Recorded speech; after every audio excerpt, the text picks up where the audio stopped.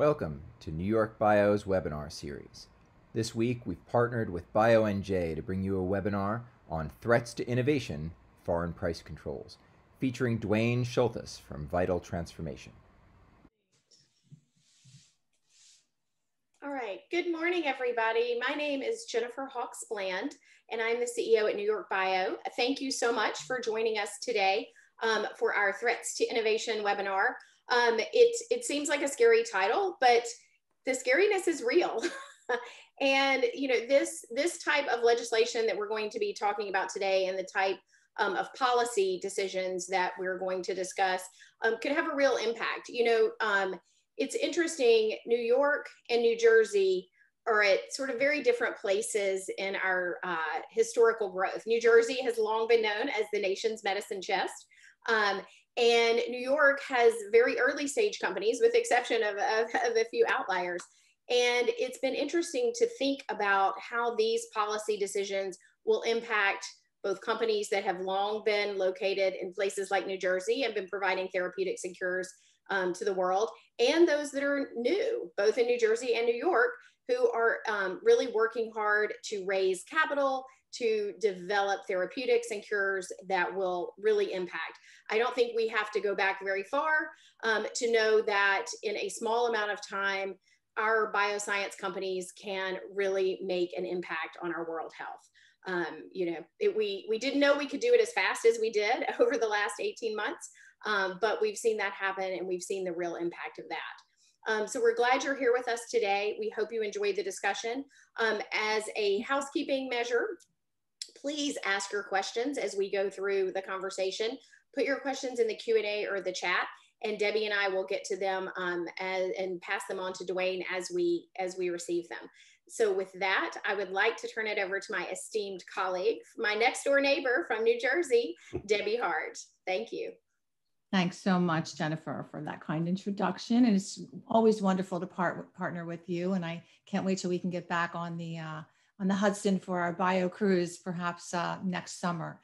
So good morning, everyone. As Jennifer mentioned, I'm Debbie Hart, the President and CEO of BioNJ, the Trade Association for Life Sciences in New Jersey.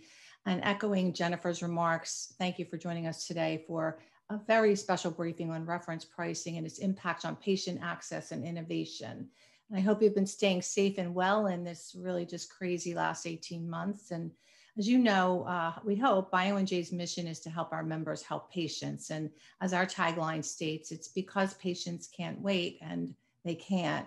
And I've never been more proud, hearkening back to what Jennifer said, to represent this industry than I am today. Our industry is literally saving the world, and BioNJ and NewYorkBIO members have had a very significant hand in that. But the R&D system that has allowed innovation to thrive in this critical time and that brought vaccines to address COVID-19 in record time is under threat, as are the innovations of the smallest companies focused on rare and orphan diseases. So HR 3, the Prescription Drug Affordability Board proposal, and the Trump administration's most favored nation model are examples of proposals that would use price controls to address drug pricing. But what these proposals would instead reduce is the innovation that's brought treatments for conditions once thought untreatable to the patients who need them most. And these proposals would undeniably reduce the ability of American patients to access cutting-edge therapies and treatments. Most importantly, there's little evidence that these proposals would address the most important goal of any effort seeking to address drug pricing, and that's reducing the cost a patient pays at the pharmacy counter. That's just really the key, and it doesn't happen with these proposals. We believe there's a right way and a wrong way to address drug pricing. Reference pricing proposals is the wrong way. So you may have seen a recent report on this issue circulated by the Council of State Bioscience Associations, Biocom, and the California Life Sciences Association. And the report, written by Vital Transformation, shows the staggering impact of reference pricing on the life sciences continuum. The report's data show revenue reductions of more than $100 billion and massive economic upheaval. In New Jersey alone, the data predict job losses in excess of 70,000 and significant declines in investment and economic output. but the economics pale in comparison to the impact on patient access to innovative treatments, in particular, small patient populations whose treatments will likely remain just undiscovered if these proposals are in place. So it's my pleasure now to introduce the author of this important report, Vital Transformation. He's going to take a deeper dive into the data. Please welcome Managing Director for Vital Transformation, Duane Shulthess. Duane, thank you so much for being here and for your important work. The floor is yours. Thank you very much, Debbie. Thank you very much, Jennifer. And thank you all of you who are watching remotely. It's a pleasure. Our life lives on the internet now. And this is how we do things now, and that's great. Thank you very much for the opportunity. I should say it wasn't just my work. We also worked very closely with our consulting economist, Dr. Harry Bowen, who I knew back in the day from KU Leuven University and Stern University, Stern Business School in New York, as well as the U.S. former economist at the U.S. Department of Labor, and also my business partner who runs our U.S. operations, Dr. Joe Hamming, also worked very closely with us on this study. Now, I'm going to go through quite a bit of this. I'm also bringing in some work from the NIH study that we just released, because it's also quite relevant, because it would appear that the default position now that we have coming out of the Congress is, well, if it's not up to the industry, we can have the NIH take over this, and we've done a lot of work there. So I'll touch on that as well. I'll also give some historical context as to how, essentially price ceilings and price controls have happened, what the impact's been in Europe as well. So what does HR3 do? For those of you who are not fully informed, I'm going to go through this quickly because I'm sure most of you are well acquainted with the bill. Essentially what it does is it takes up to 250 single source non-generic drugs. That's 125 drugs that are hardwired into Part D, as well as 125 other drugs that can be from Parts D and B, but actually it doesn't limit it to that. It could be anything. It doesn't necessarily have to be restricted to Part Medicare per se. And then what it does is it sets those drugs up on a continuum. It takes the average price of those drugs based on a basket of other countries internationally. So the US would no longer set our own drug prices per se. Those prices would be determined by the prices paid in Australia, Canada, France, Germany, Japan, and the UK. Now, it doesn't just allow these prices to go into Medicare. Those prices would then also be allowed to and would be offered to the commercial market. That's group insurance, PBMs, private insurance, and that's under Section 1196B of the bill, which I'm sure you all have memorized. So the point is that these prices then can be rolled out globally. Any price control inflation rates are, you can't keep raising the price. For example, it's going to be held to the price of inflation. Now, these days, it's 5% a year. But, we'll have to see what happens as things go on. And the other point about this is this average, once you come down to this average price, and this is where I think a lot of people get a little fooled or they get confused. Well, you get 120% of the average. But the problem is, particularly when you look at neurological disorders, you're dropping by over 50, 60% by the current US price. So adding 20% to a deflated price only gets you, a certain percentage back. It's not all that in a bag of crisps, as the Brit would say. It's actually doesn't really help you out very much. It's quite limiting. So that doesn't really impact. It's really, the cost reductions are so huge. And again, that's the absolute best price you can do is this 120%. The maximum fair price is going to be negotiated by CMS. And that is determined somewhere between the lowest price in the basket and this 120% price. So actually, all of our analysis is based on the 120%. So the numbers you're going to see would probably be, if this was implemented, significantly lower. This is actually a best case scenario, believe it or not. So what did we do? Well, the bill has a minimum implementation. Now, this was written from last year that's since been updated in the remarking of the bill that came out last month. So the minimums are 25 drugs, not in 2023, it's actually 2024, and 50 drugs in 2025. So basically in year one, the minimum you can do is 25 of the top drugs in year one and 50 drugs in year two. Now, what's interesting is by the time you get to 50 drugs, you're really capturing the impact is so huge. You can go up to 250. We decided not to because by the time we got up to 151 drugs with insulin, it was irrelevant. In all cases, whatever you do, insulin is pulled out and put through this pricing model separately. It's not clearly defined. We assume it's the same model, the same basket, but again, that's not necessarily clearly written in the bill. but we're just making the assumption that it is handled in the same fashion where it's done in an average of the 6 prices of the 6 markets.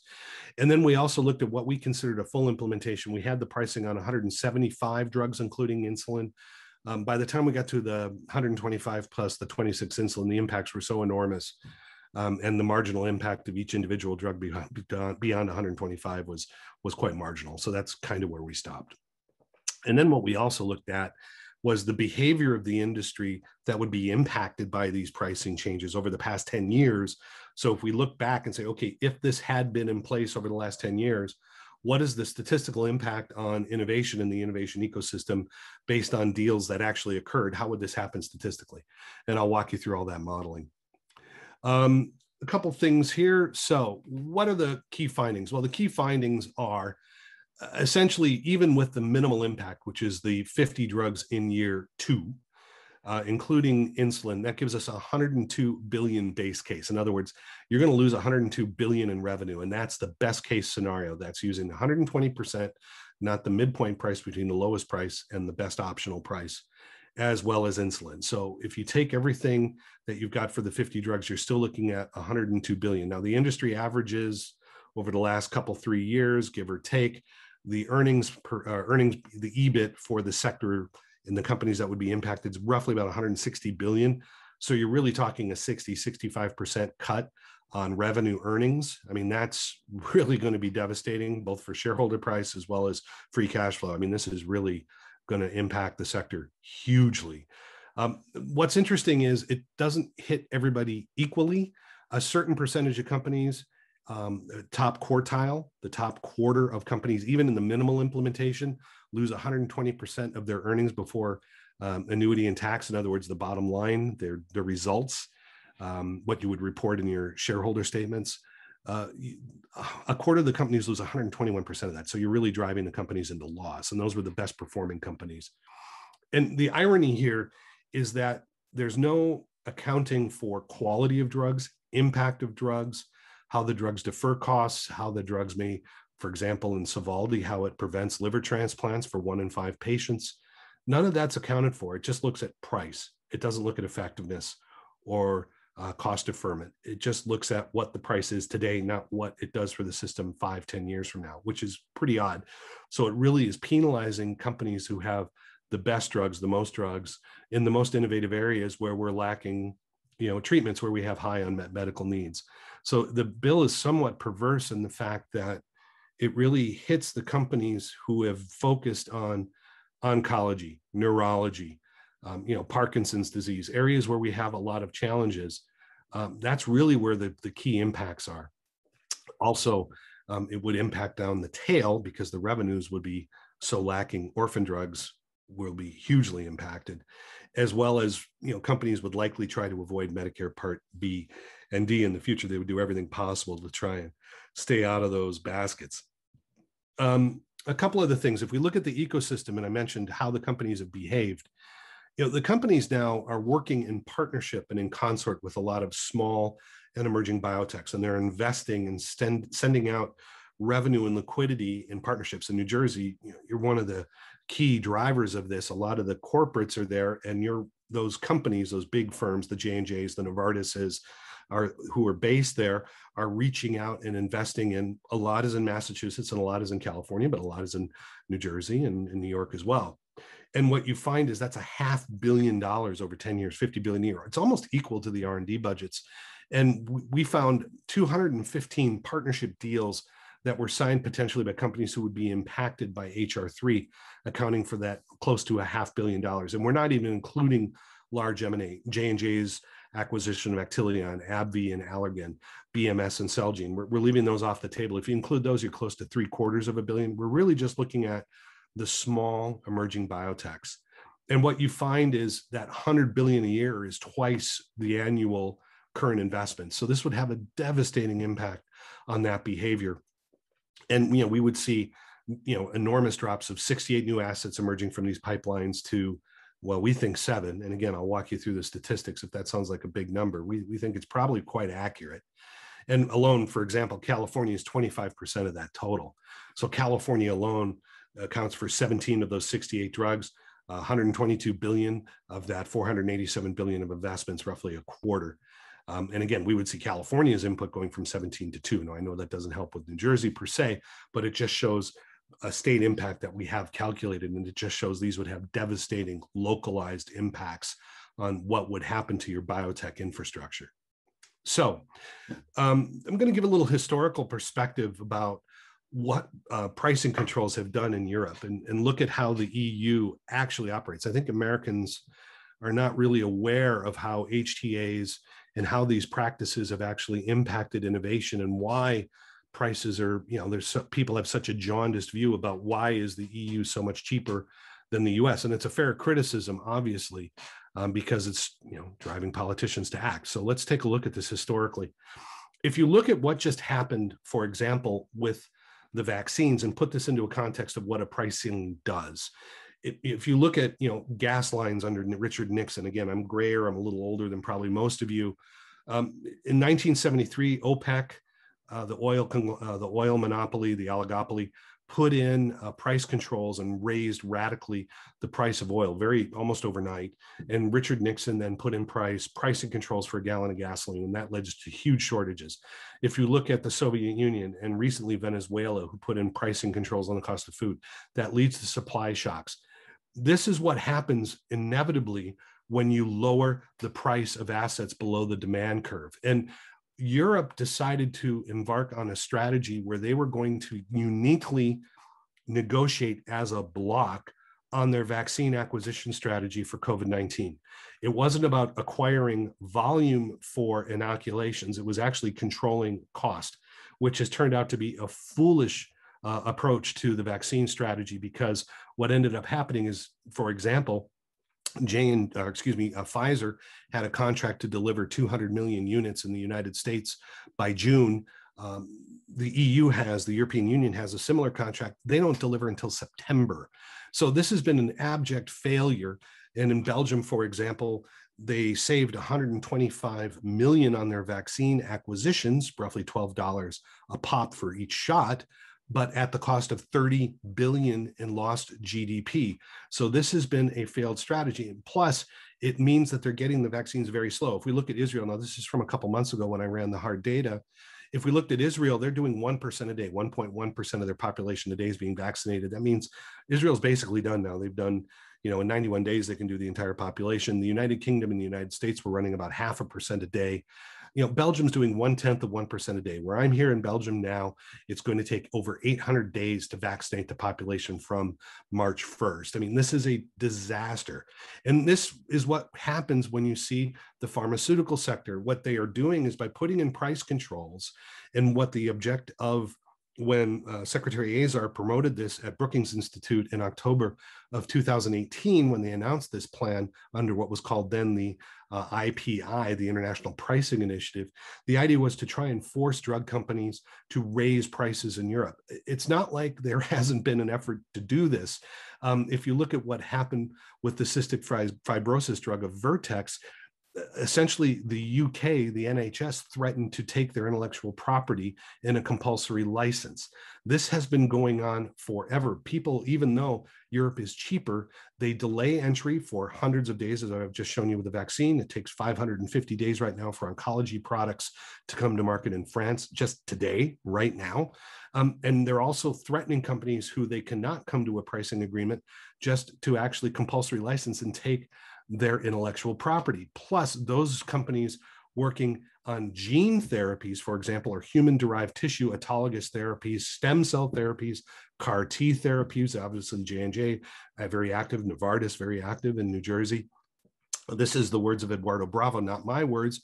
And he discusses that there's something called the hospital exemption, where human-derived tissue in Europe does not need to go through the standard, what would be the equivalent FDA procedure. That can be authorized on a state-by-state level by the local health authorities through the hospitals. This is called a hospital exemption. And this happened to his company, Tygenix. They were cannibalized by the hospital exemption with autologous therapies, which is why they switched to an entire new pipeline, even though Tygenix had the very first stem cell ever approved. Anybody working on CAR T or gene therapies is going to get eaten alive by the hospital exemption in Europe. You will not be able to raise prices. It's going to be impossible. They will cannibalize you. This is happening now with CAR T therapies as we speak. So what's been the impact of putting in these pricing controls and HTA systems in Europe since 1980? Well, what you can see here, these are the amount of products that came to market in 1961. You can see France and Germany were roughly close to level playing with the United States. But look at what happens here in 1991 to 2000. The US now is dominating. France has bled its biotech and biopharma sector. And this is happening, this is accelerated since this study from the millennia. This has actually gotten worse. And there was a really interesting study by Egger and Malik in the Health Economics Review in 2014 that shows that the more exposure you have to the European market, the less presence you will have with R&D investments. In other words, the less productivity you get in Europe, the more exposure you have to the European market. This is why Europe is bleeding its biotech sector. Bringing in Europe's pricing will import Europe's economics. We have to be very, very careful with what we do. There is no such thing as a free lunch. And in the immortal words of economist Thomas Sowell, there is no good or bad. There are just trade-offs. You will be getting trade-offs of less industry and less innovation, much as Europe has with their decisions. So with that, let's look at HR3 specifically, starting here with the minimal implementation of 25 drugs. You can see the vast majority of products that are hit: oncology, rheumatology, neurology, and then a spread of others across the spectrum here. Again, what you see, we go from in these asset classes here in year 132 billion to 80 billion. That's roughly a 40% loss of revenue, 39-ish percent. By the time we get to 50 in year two, we go from 218 billion to 133 billion. Again, roughly a 40% loss, but you can see the numbers here again go up: oncology, rheumatology, immunology, neurology, areas where we currently have very, very, very large areas of high unmet medical needs. And again, you can see here, neurology, 64% reductions in pricing. Again, I understand this is controversial. I understand people are upset. I understand this is political win. It's an easy win. It's an easy issue to articulate. However, there are going to be high penalties for rolling this out. So now we take those losses, we incorporate in the insulin drugs, and then this is where we get, even in the minimal implementation, this is where our $102 billion number comes from. Now, as I mentioned, the impact of this is not equal across all of the companies. It's additive. The more innovative products you have that demand a high price and are commanding market position, the more impact you will have. So you can see companies that have 4 drugs. So are several companies that focus on injectable oncology. They get hit very hard, very badly by this bill. Anybody has more than 4 drugs, the average is 9 billion in losses. More than 2 drugs, 2 billion in losses. Well, more than 1 drug, a little less than $1 billion. So again, the more drugs you have that fall into this, it's additive. It's rather arbitrary. You get hammered. You can see here, again, the top 25%, even in the minimal implementation, a quarter, the top quartile of the drugs, companies with drugs impacted, lose 121% of their gross earnings. That's going to have a huge impact on the sector. Now, we scale this up, as I mentioned, this is the full implementation of 125 plus insulin. You can see here, now, if you remember, we were at 102 billion roughly, including insulin here. Even though we've added 75 drugs, we've only added about 23 billion here in the total impact. So again, by the time you get beyond this 125, the impact's marginal. You've really done most of the damage here on the revenue side of the balance sheet by the time you get to 125 drugs. And what's interesting is it's still consistent at about 39-40% of gross revenues for all sales, which is intriguing. But you can also see here 24 oncology products, 21 pulmonology, rheumatology. So again, areas where we have high unmet medical needs. By the time we roll in insulin, we're at 142 billion. And again, 8 drugs or more, 12 billion for companies who have 8 or more drugs. And there are many companies who would get hit in this catchment of 125 drugs for 12 billion or more. 4 drugs, 4 billion, 2 drugs, 2 billion roughly, 1 drug, 1 billion. And again, what's intriguing here is it's not as acute, the impact on the top quartile, but it's wider, it's deeper. If you look at the impacts here, 50% lose roughly half or 70% of their earnings. So half of the companies are losing about 70% of their gross earnings, their bottom line a year, for what they would be reporting to shareholders. This would have a devastating impact on the sector. And probably most pointedly, if you look at both implementations, regardless of if it's the 23 implementation of 23 companies impacted with 50 drugs or 37 companies impacted with 125 drugs, essentially a third of the companies in both cases lose more than 95% of their annual earnings. So this really will devastate the sector. We mentioned earlier the job impacts. You can see New Jersey is the second most impacted by this. This is the 71,000 jobs here, number here, total biopharma jobs impacted as a whole. You can see that. And then obviously we have this for all the countries. I just put down the I don't want to say the leading, but at least the most impacted. So you can see in the United States as a whole, you're losing close to 1 million jobs. So the ecosystem impacts quickly. I'll go through this. What do we see here? I mentioned earlier, $500 million in investments in 215 deals over 10 years.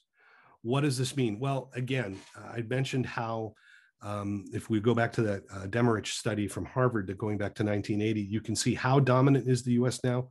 Extremely dominant. You can see the investments of that $500 billion, 419 billion is in the US. Now, that's not just your companies. That's not just J&J. That's not just the New Jersey-based companies. That is Pfizer. That is also GSK. That is also Roche. That is also AstraZeneca. Everybody globally is working and investing in the United States. This would have a devastating impact globally on inward investment. It's not just the US companies, it's everybody and who is investing in US intellectual property, which I will get into about the NIH quickly. Again, you can see the gross numbers here. Again, New Jersey, 74 billion over this 10 years would be sucked out of the Jersey economy potentially. California is still number one, Massachusetts number three, and then there's, the numbers sort of fall off quite extremely after we get past Massachusetts. But again, these are not small numbers. This is California. And again, if we look at Massachusetts, we've got New Jersey here. Pharmasset, I'd like to point out that was the acquisition for Sovaldi. So, that's now a cure for hepatitis C. A lot of these things probably would not have occurred. This would have a devastating impact on the Jersey economy and would put at risk a lot of this M&A activity. I'll go through the rest.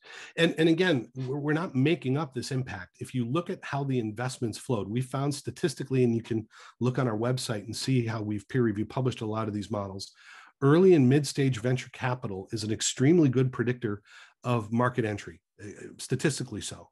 And what you can see here are total investments. These are the products that did not come to market. This is a logistic regression. And you can see here, these are the products and total investments that did not come to market. And these are the products that did come to market. So these are the 68 products that did. And you can see this regression line that shows a very good p-value. And you can see here that roughly 50% investment required a 50% probability. So a coin flip requires about $5.2 billion of investment. And this is a very statistically sound model. What this means is we've put money in and we know that the amount of revenue that's contributed to these assets is statistically significant in their market entry. We can then pull revenue out. So we then pull the revenue out and we can see here, for example, this cardiovascular drug with the current revenue scenario had a 73% probability of market entry. And you can see here it drops to 49%. So that would likely no longer come to market.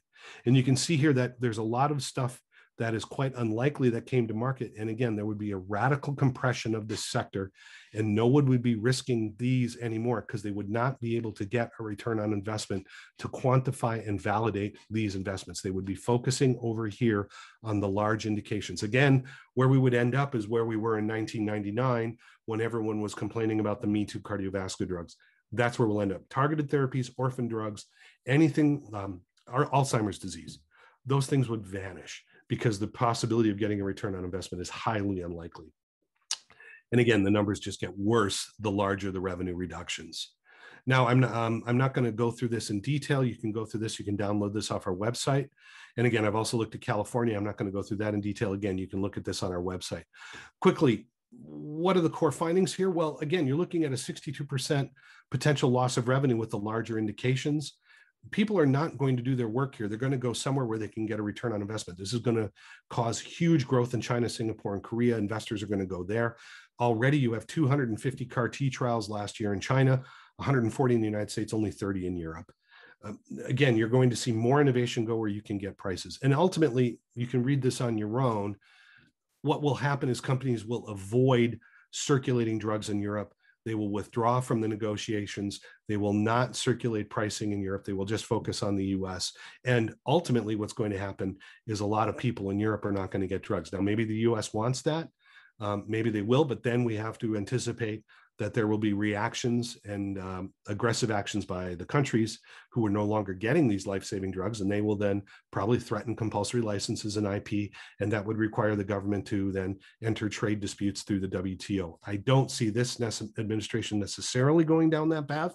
Certainly with some of the discussions we're hearing around the IP waivers around the vaccines, that may not occur.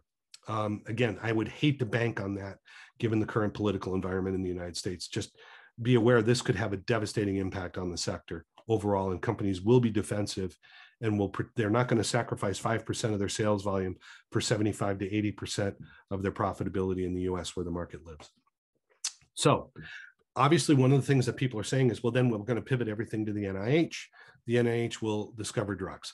What did we do? Well, we looked at 23,000 NIH grants from the year 2000, which represented 70% of the total NIH funding from the year 2000. We identified 8,200 patents that were created under the Bayh-Dole regime that were then marketed and had assets that were claimed within existing products that came to clinical research. There were 41 drugs that came to clinical research, and of those, we identified 8,226 patents that were part of those 41 drugs that led to 41 products.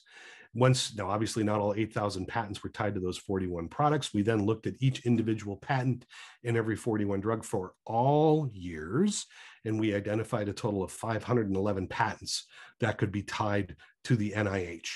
Now, of those 511 patents in the 41 products, roughly 18 came to market.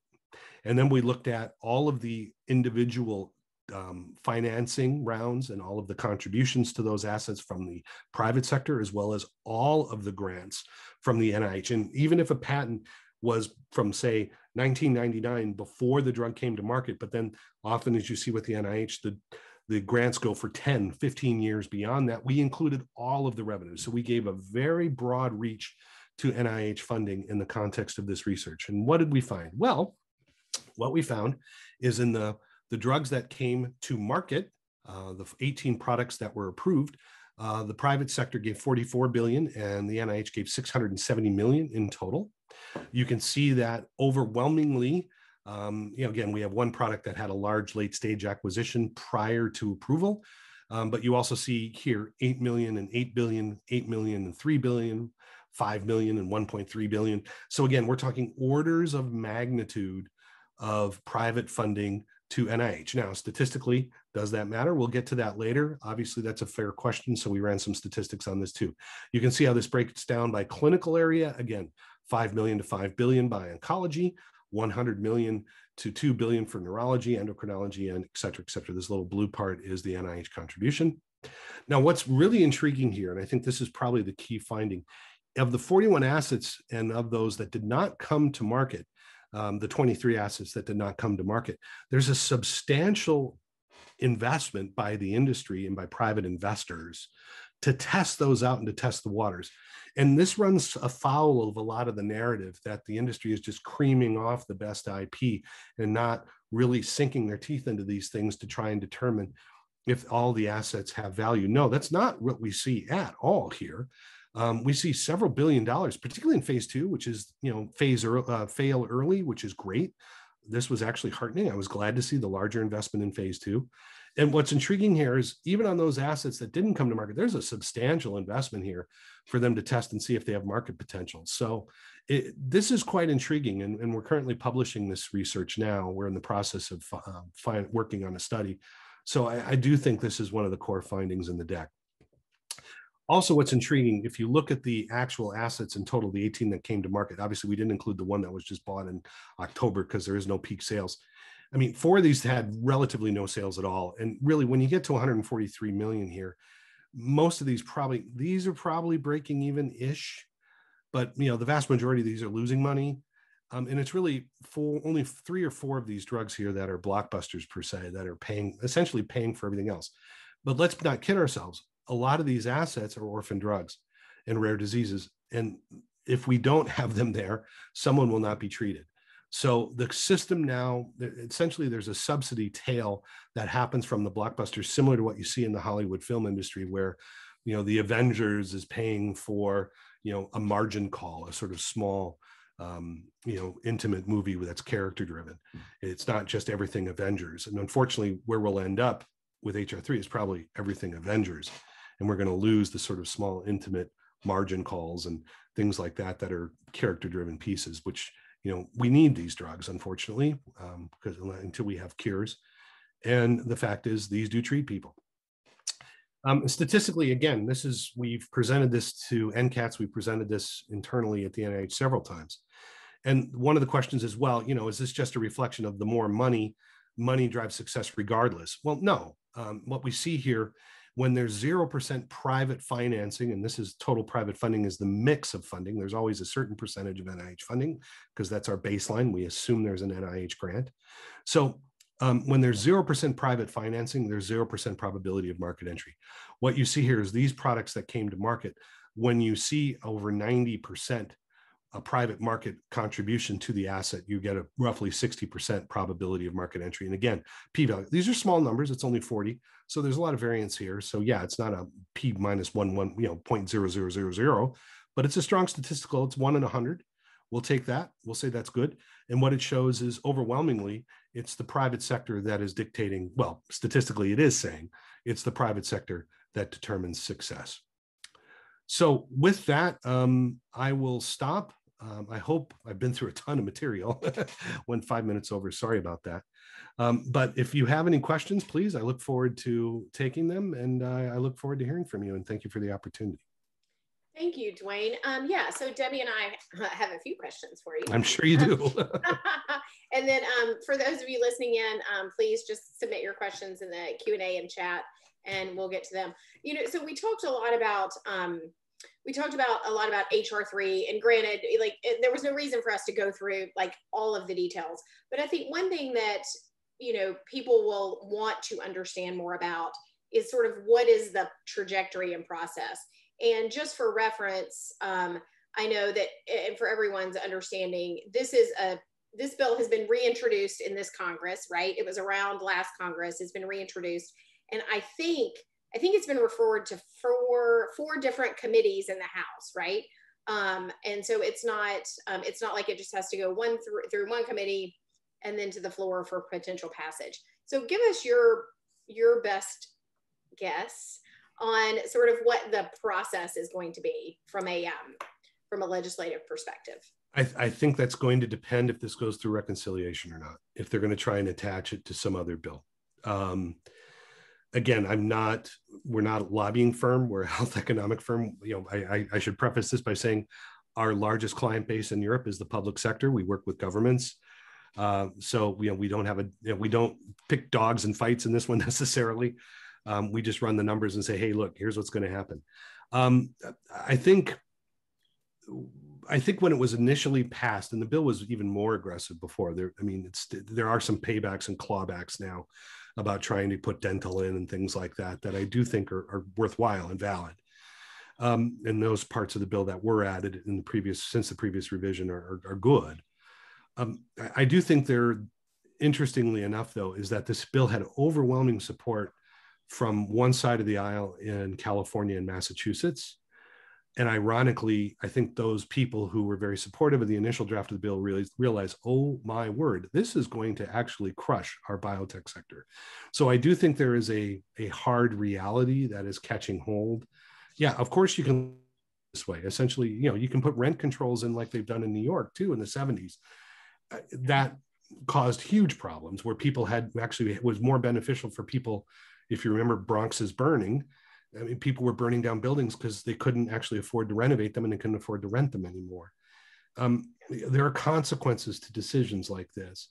I think there's some level of sanity that is being approached to this. My concern is that this is such a political issue. My father's an entrepreneur.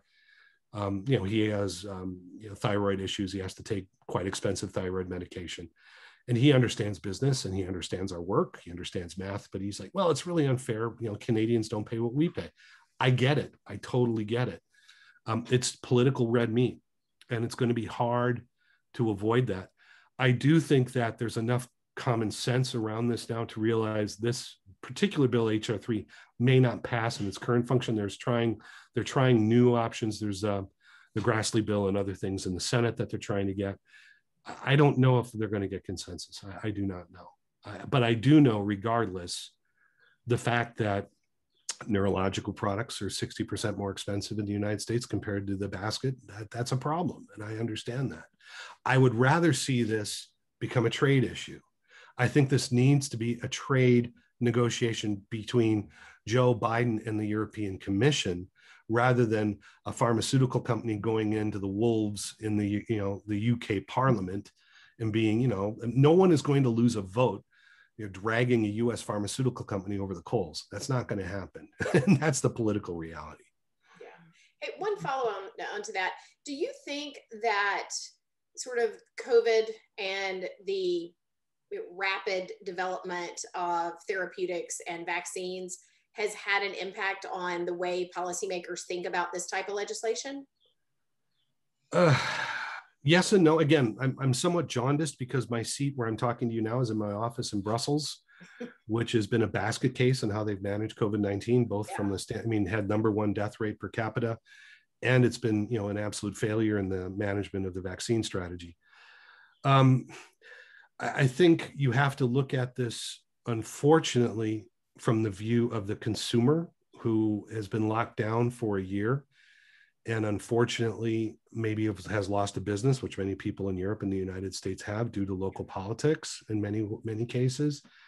Also, there's been a lot of political baggage thrust upon one of the vaccine manufacturers. AstraZeneca's had there's a lot of political ill will around the management of the vaccine and how that was taken care of in Europe, and the fact that, yes, despite the fact that the UK managed to acquire preferential contracts, there were still contracts in Europe that were not delivered.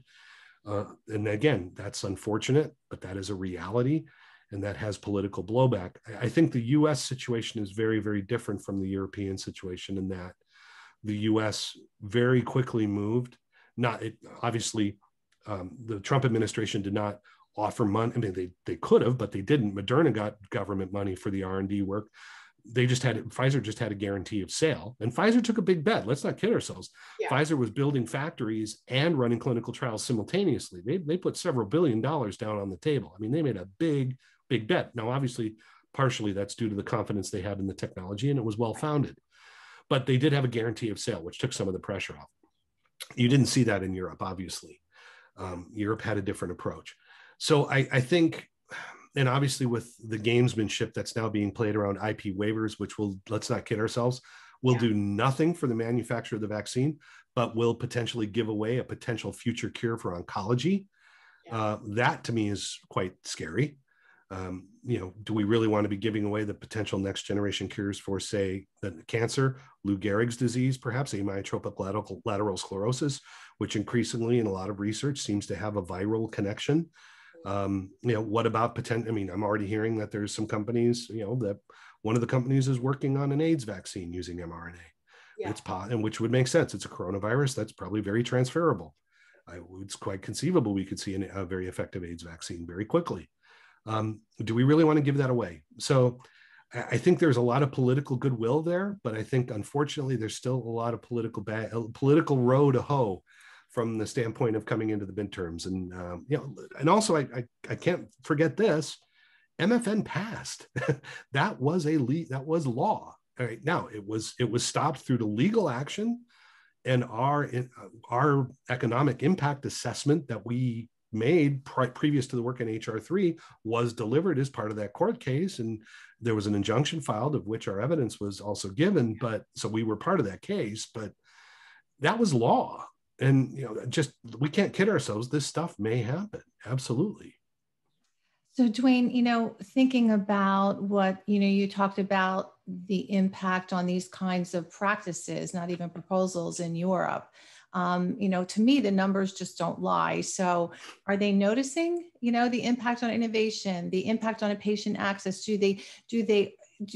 Clearly someone cares, right? Are they doing anything about it?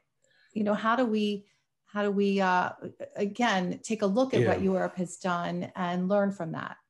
Well, I just I'm not going to mention the friend of mine, but obviously I work very closely to a lot of the European folks here who work in the industry and a lot of the European biotechs. And one of my very dear friends who works for one of the pharmaceutical companies here came from the came from the technology sector, from came from, I'll happy to say that, came from IBM, and then came from the telecom sector. And his opinion is, well, we lost the computer sector in Europe, and they lost the telecom sector in Europe, and they probably don't care about losing the pharmaceutical sector. Many people here are already saying, look, I mean, when you look at the numbers, as you say, they don't lie. The US is so profoundly dominant now in biotech innovation. It's not even close. That's a relatively new development over the last 10 years, that the biotech emergence, since basically the Medicare Pricing Act of 2003, the Medicare prescription drug benefit, that really turbocharged a lot of this activity. What's happening in Europe is finally, and this will probably increase, as I've mentioned, as drug companies are seeing, hey, this is having direct impacts on even politically right now, not even on pricing, but just reputationally. Coming in at this low price is impacting the politics on the other side of the Atlantic, where I'm generating 80% of my profit. It's not worth it anymore. And so you are starting to see companies walk. This will start impacting access. Until to date, it hasn't impacted into access. Europe's been willing to give away the biotech sector. It's been willing to walk away from it, it seems. Or they've been willing to take phase 2 bio creation and then let all the late stage value creation go to the United States, which is technically what's happening now. You're getting phase 2 here. There was one major acquisition that Abelinx was acquired by Sanofi. That was a French company acquiring a Belgian company. That's about the only one I can think of. That was $6 billion. That was about 3 years ago. That's the only one I can think of.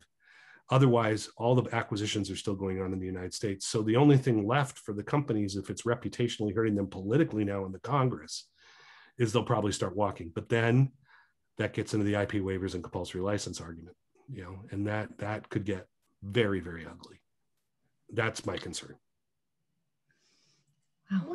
You mentioned your dad complaining about, right, like drug costs, like, yep, been there, done that, heard that. Yeah, of course. So based on, I mean, you've done so much research, based on the research, what do you tell people who say, why shouldn't Americans pay the same price as Europeans? Well, it's not a fun argument. I'm not really fun at parties at that point, but it's again, I'll go back to the Thomas Sowell quote. There is no right and wrong. There are only trade-offs. Okay. There are only trade-offs. You're not going to get a 100%. There is no 100% solution here. We have a choice. We can either A, walk away from drugs and then potentially lose intellectual property through compulsory licensing, because if you don't exercise your patents, you will lose them. And trust me, half of the European politicians I speak to on a regular basis would love nothing more than to do that. And two, we just have to look at the fact that, we get drugs immediately in the US. Yeah. CAR-T, you can get CAR-Ts anywhere now in the United States, at basically any state. Most good oncology centers have CAR-T. Half of Europe still does not have access to CAR-T therapies. So if your stem cell treatment fails in B-cell lymphoma, you will die. You will go into hospice, or you'll just go on round after round after round of exceedingly and aggressively more chemo. That's a horrible situation to be in with no hope. And even late stage CAR-T treatments are 40-50% effective. I mean, it's a very, very effective therapy. Now, again, it's autologous, it's expensive, it's open to cannibalization. We do see hospital exempted products. But what's intriguing to me is there's no discussion, there's no rational discussion about what the effectiveness of something like CAR-T is worth for late stage, instead of doing all these very expensive chemo treatments. And again, I'll go back to the Sovaldi argument. I even have a deck. I could probably, I'll just talk you through it. If we look at Sovaldi, Pharmacet was a New Jersey company that got acquired by Gilead. it's a cure. 98, 99% of the people are cured. Okay. Now, the $80,000, the $1,000 pill, 80 doses, cover of Time magazine, huge controversy, congressional investigations. What would happen when you didn't take Sovaldi? What was the best case scenario at that point? Well, the best case scenario was a drug called pegylated interferon, and pegylated interferon only worked 44% of the time. Now, that was also a $50,000 treatment with a lot of bedtime, and interferon was quite painful. It was an uncomfortable procedure. And so you divide 45,000 by 44%, you're already over $90,000. In other words, interferon per cure was more expensive, cure for cure, because you're spending it on something that doesn't work, and then you have more stuff you have to spend it on. It's more expensive, even head to head, than Sovaldi at $80,000. And nobody was paying $80,000 for Sovaldi. What happened? AbbVie came out 2 years later with their combo therapy, which was not as effective. They tried to gobble up market share by going down to $45,000. Gilead then dropped their negotiating price, confidentially, allegedly, down to match the AbbVie price. So again, it was halved. So if it was not effective, if it was cost effective at $80,000, it's hugely effective at $45,000. And then no one talks about what would happen to people that 66% who didn't, 56% who didn't respond to pegylated interferon. 1 out of 5 of those people required a liver transplant within 10 years. That's $720,000 of aggregate cost. Okay. So by the time you add all that up together and do your discount rates, blah, blah, blah, you're somewhere between $150,000 and $200,000 per treatment per patient. And, meanwhile, Sovaldi's $40,000. Sovaldi's a bargain. Now, the problem is, from a standpoint of Medicare, the hospital treatment for your liver transplant, that's a Medicare Part B procedure. That's not Part D. The pill's Part D, Sovaldi. There's no mechanisms to claw back these pricing. There's no mechanisms to discuss the cost effectiveness. There's no total cost of ownership calculations going on. It's a black box.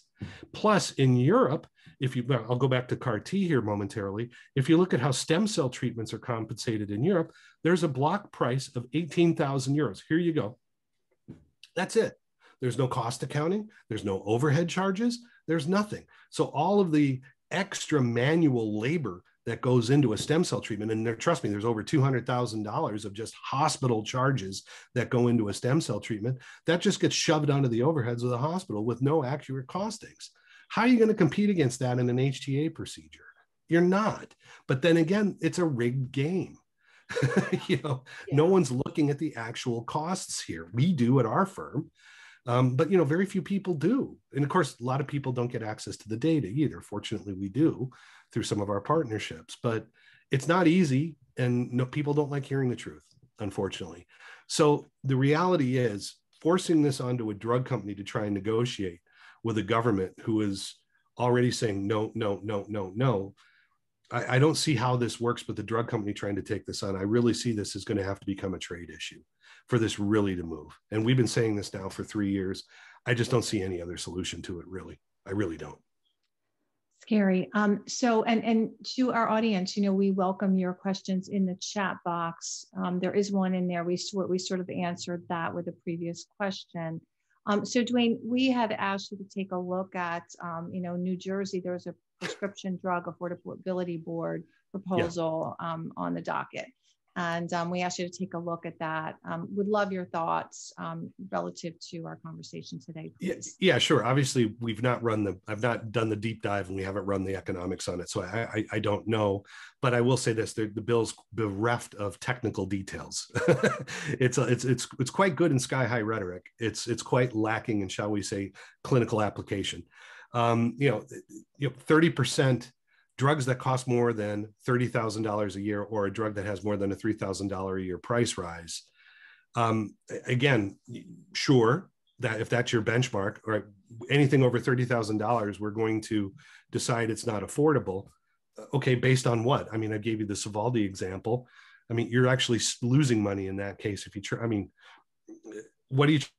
don't know what the goal of the bill is, aside from just to penalize drugs that are expensive for.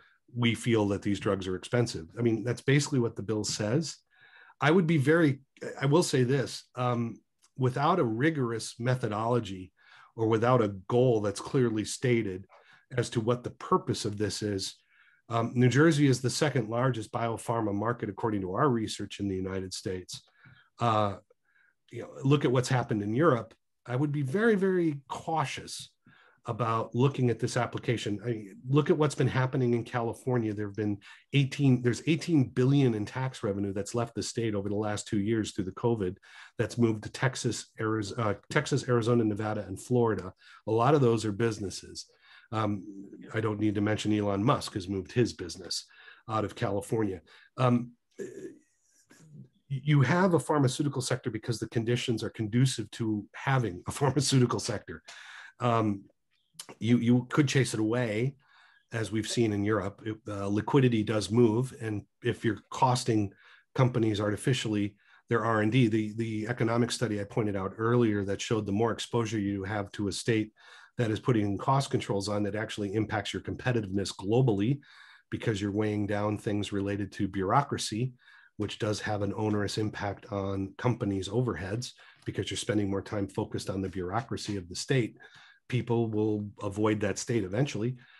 I'd be careful. Again, I don't know specifically. There aren't specifics there.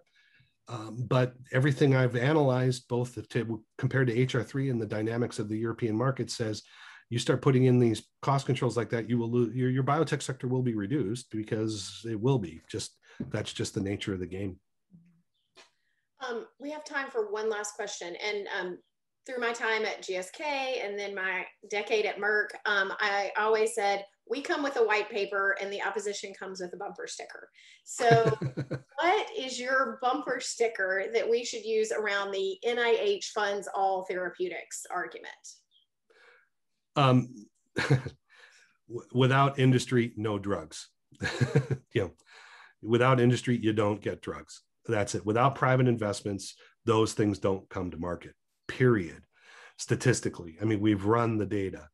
And I wanted to make sure we had a good statistical model there, because invariably, when we speak to folks who think that it is the public sector that drives it, well, this is just a fact. It's axiomatic, because the more money you put in, the more likely you are to get a drug. No, absolutely not. In fact, I didn't show the data, but we show that the more money the NIH puts in, the less likely there is. The greater the percentage that NIH puts in as just a raw number, the less likely that drug is to come to market. Now, is that because potentially they're doing research that isn't market driven necessarily? We don't know, but statistically, that's what the model says. I don't say that, but what I can say is the private market overwhelmingly statistically drives the success of assets. The NIH does not. It is not statistically valid as a model.